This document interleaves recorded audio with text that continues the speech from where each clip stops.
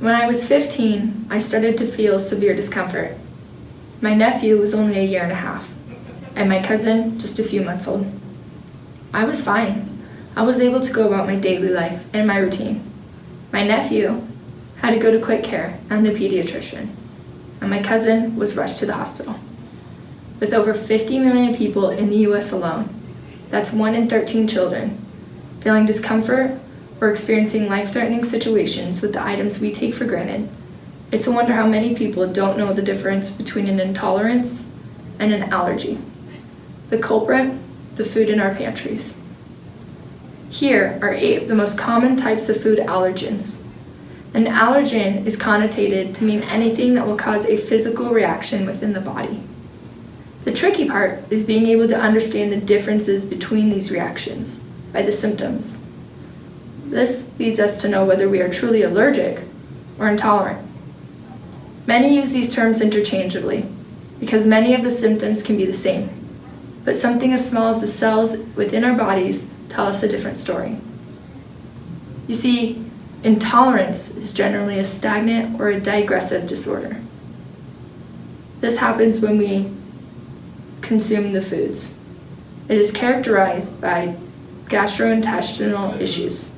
This means the body has a hard time breaking down what we consume, resulting in nausea, upset stomach, or diarrhea. But an intolerance does not generally worsen.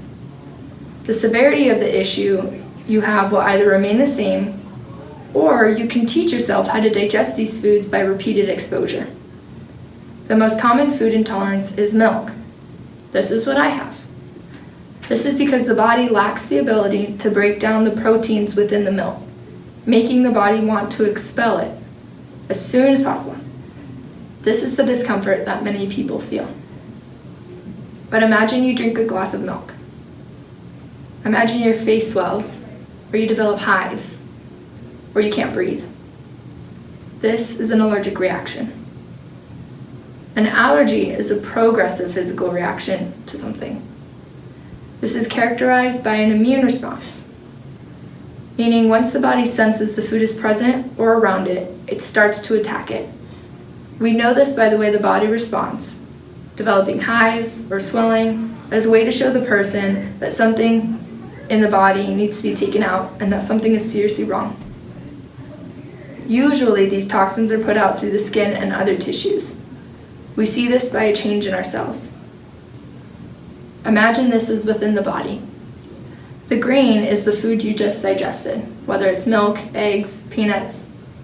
And the yellow and blue, they represent our own cells.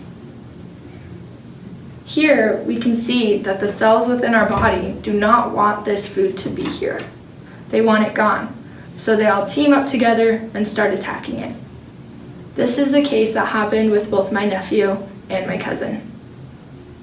But an easy way to not experience these life-threatening situations or the severe discomfort is actually by eliminating the foods from our diet. So the way we do this is to either avoid them or just to develop a simple meal plan. So whether it's the keto, the paleo, or like I said, nut-free, dairy-free, egg-free, so that we don't actually develop any of the symptoms that we may have. All in all, there is a difference between a food allergy and a food intolerance, though minute, whether or not we experience the immune reaction or we have difficulty digesting. But the point of knowing the difference is not only to help with research, but also to understand what many people face, many of the troubles that they may face, and many of the issues that we try to avoid in our daily lives.